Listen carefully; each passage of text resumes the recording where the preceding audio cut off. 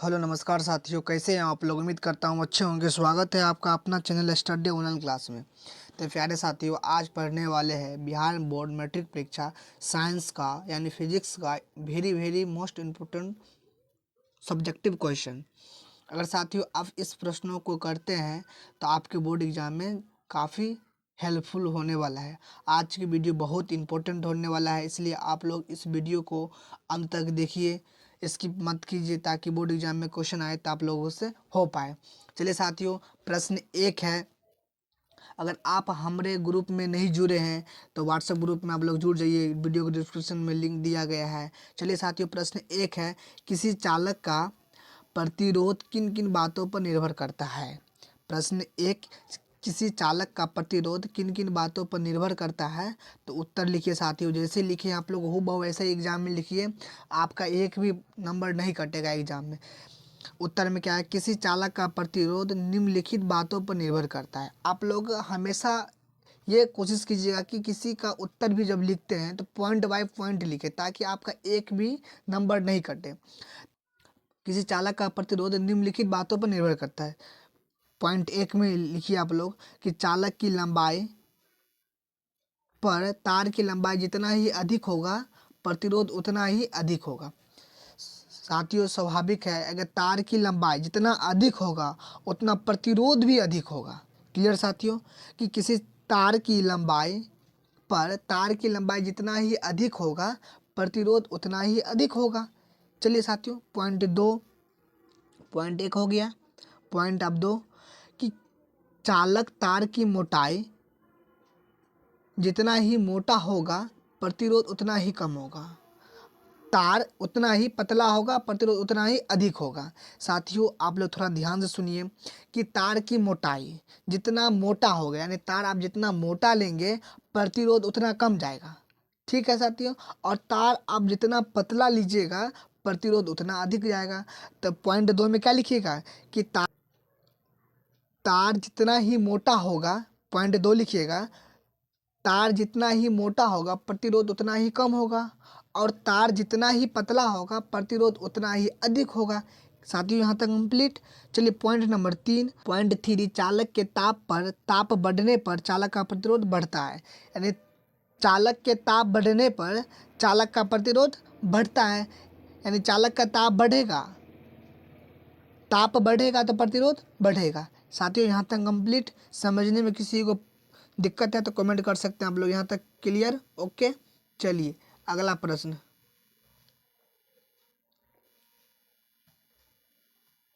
प्रश्न दो, प्रश्न दो, अनवीकरणीय ऊर्जा स्रोत क्या है, कोई दो उदाहरण दे। साथियों, प्रश्न दो है कि अनवीकरणीय ऊर्जा स्रोत क्या है, कोई दो उदाहरण देना है।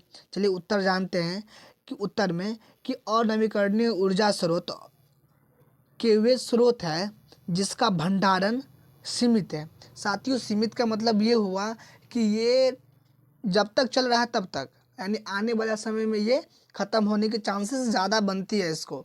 तो वही कहता है कि अनवीकरणीय ऊर्जा स्रोत के वे स्रोत है जिसका भंडारण सीमित है और वो आने वाले समय में खत्म हो जाएगा। साथियों, वो आने वाले समय में खत्म हो, जैसे कोयला हो गया, पेट्रोल हो गया, प्राकृतिक गैस हो गया, ये सब उसे अनवीकरणीय स्रोत कहते हैं।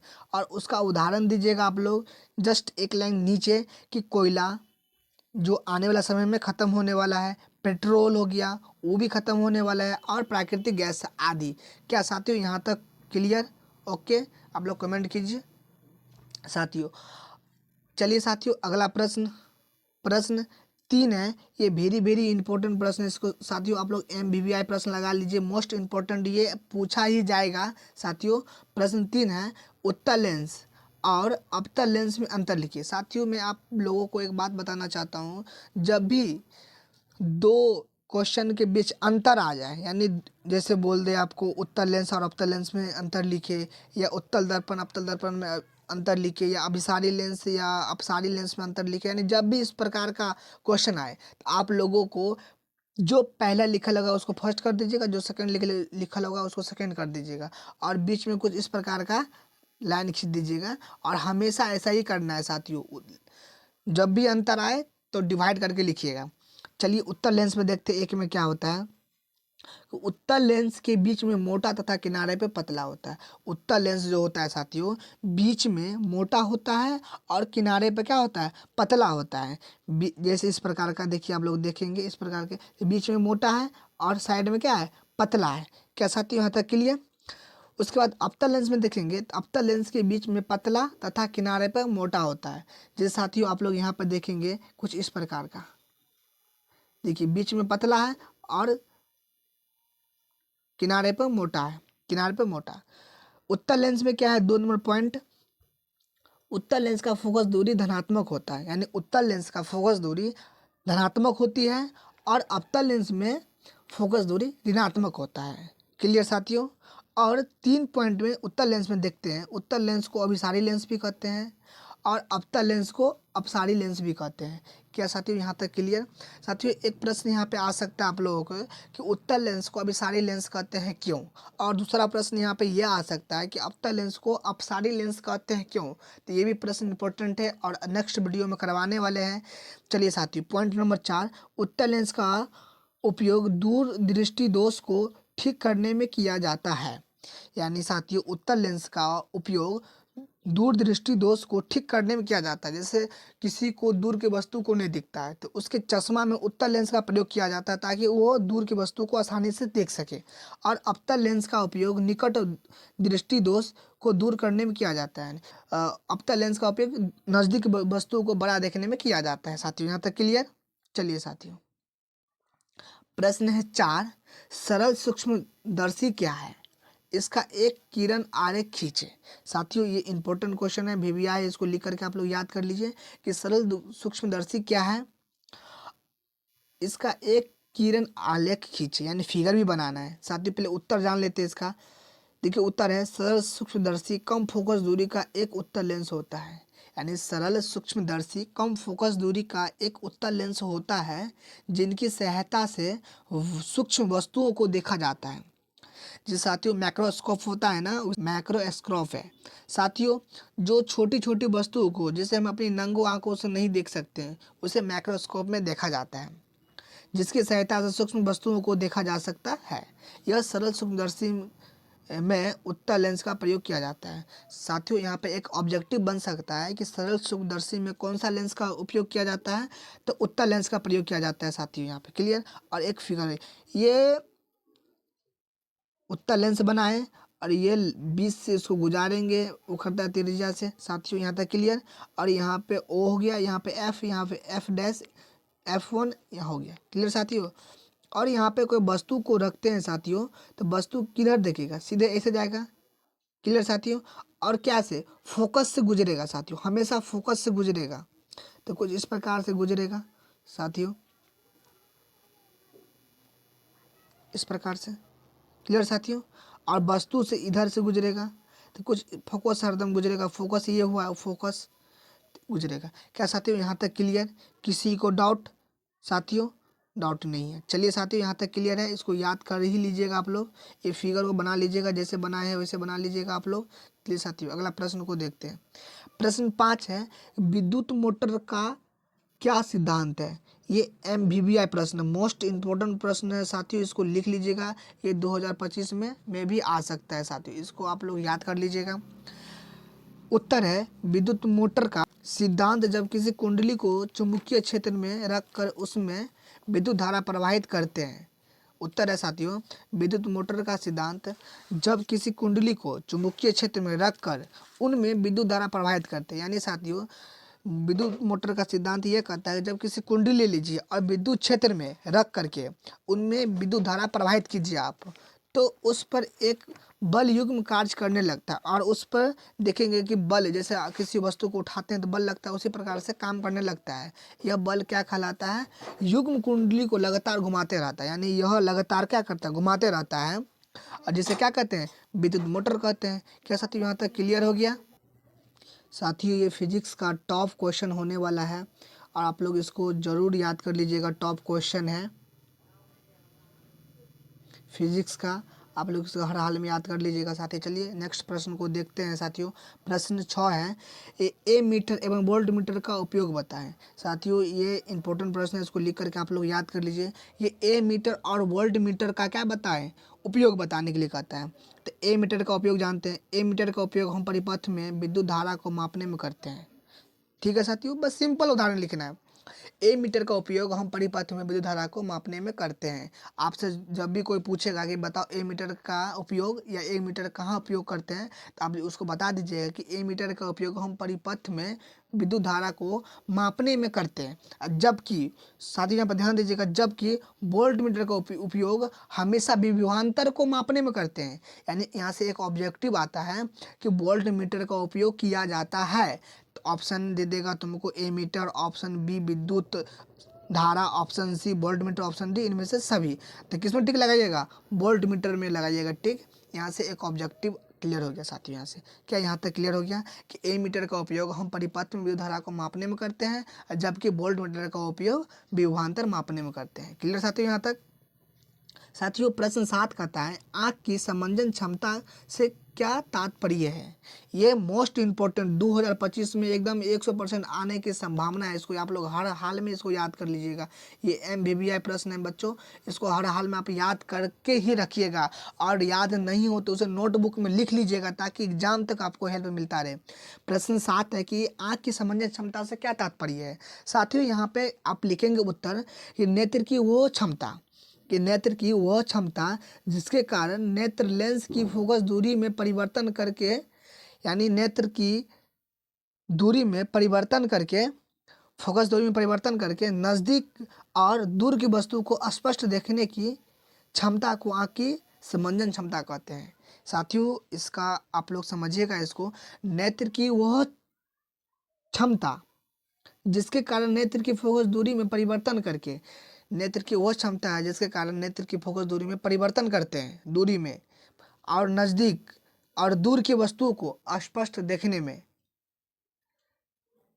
जो देखते हैं उनकी क्षमता को क्या कहते हैं, आँख की समंजन क्षमता कहते हैं। साथियों यहाँ तक क्लियर कि नेत्र की वह क्षमता जिसके कारण नेत्र लेंस की फोकस दूरी में परिवर्तन करके नज़दीक और दूर की वस्तु को स्पष्ट देखने की क्षमता को आँख की समंजन क्षमता कहते हैं। क्लियर यहाँ तक साथियों।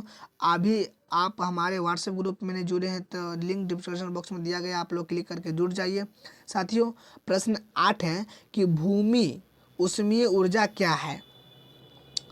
भूमि ऊष्मीय ऊर्जा क्या है, इसको आप लोग लिख करके याद कर लीजिए कि किसी कारणवश जब पृथ्वी के अंदर तप्त स्थल का निर्माण हो जाता है और जब भूमिगत जल इन तप्त स्थलों के संपर्क में आता है तो भाप उत्पन्न होता है।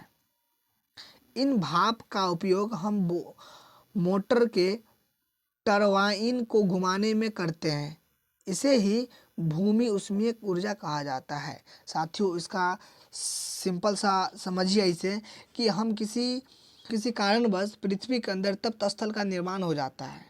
जब पृथ्वी के अंदर जाता है और जब भूमिगत, भूमि मतलब क्या, जमीन हुआ, धरती हुआ, जल इन तप्त स्थलों के संपर्क में आता है, यानी जल जो है स्थलों के संपर्क में आता है तो भाप जैसा उत्पन्न होता है, और इन्हीं भाप को क्या कहते हैं, उसमें ऊर्जा कहते हैं। साथियों आप लोग बताइए यहाँ तक याद हुआ या नहीं हुआ। साथियों याद हुआ ही होगा आप लोगों को। आप लोग 2025 में एग्ज़ाम देने वाला है, इसलिए आप लोग शिद्दत से पढ़िए, ईमानदारी से पढ़िए, और अब समय ऐसा नहीं है कि आप लोग घूमते रहिए फ्रेंड के साथ, दोस्तों के साथ।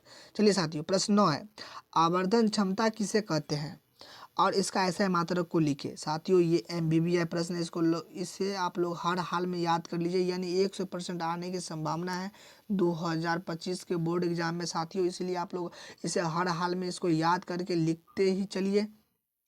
साथियों प्रश्न 9 है कि आवर्धन किसे कहते हैं और इसका ऐसा मात्रक को लिखिए। साथियों यहाँ पे उत्तर देखेंगे, आवर्धन क्षमता देकर पहले डैश दे दीजिए, आवर्धन देकर के आवर्धन का पहले डिफिनेशन लिख दीजिए कि प्रतिबिंब की ऊंचाई तथा वस्तु की ऊंचाई के अनुपात को आवर्धन कहते हैं।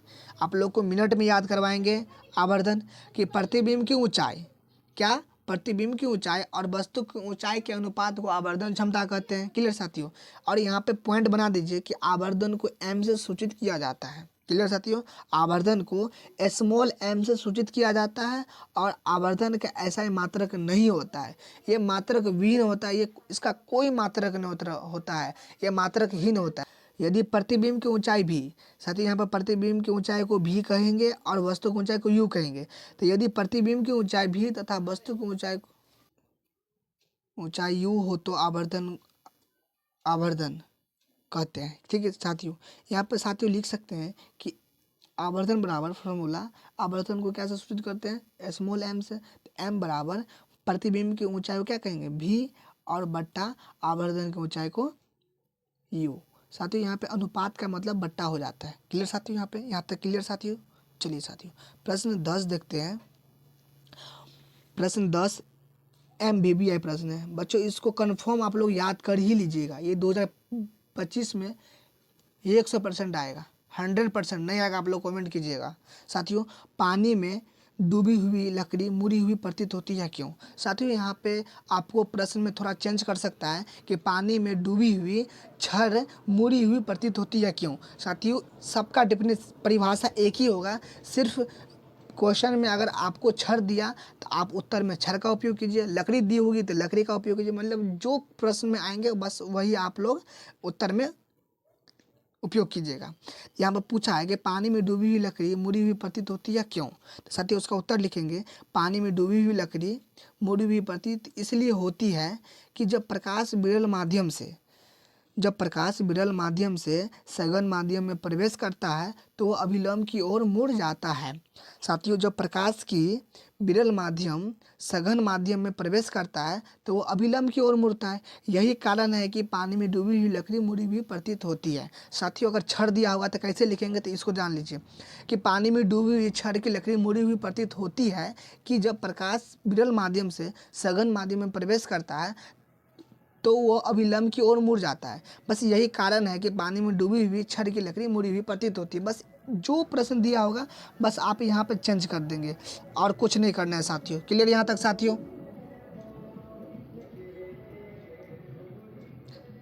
देखने के लिए अगर वीडियो पसंद आए तो लाइक कीजिएगा साथियों, कमेंट कर दीजिएगा और चैनल को सब्सक्राइब कर दीजिएगा।